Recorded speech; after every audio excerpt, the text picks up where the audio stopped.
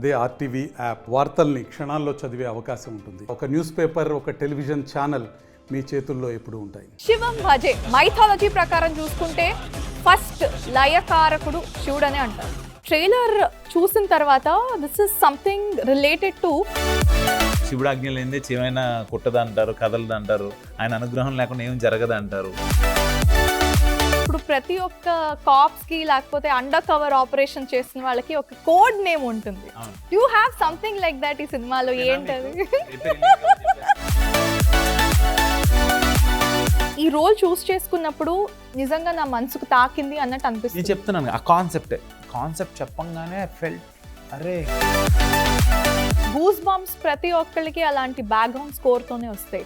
నేను ట్రైలర్ చూస్తేనే కుర్చీలోంచి లేచి విజిల్ చేయాలనిపించింది ఆ బ్యాక్గ్రౌండ్ స్కోర్ కి. బికాస్ అంతా శివయ్య చేయించుకుంటాడు మ్యూజిక్, అదంతా మనం అనుకుంటే కాదు.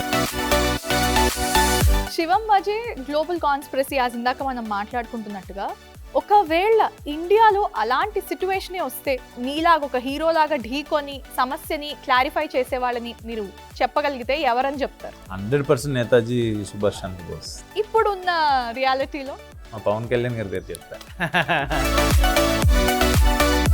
ఆ హీరో బంగారం.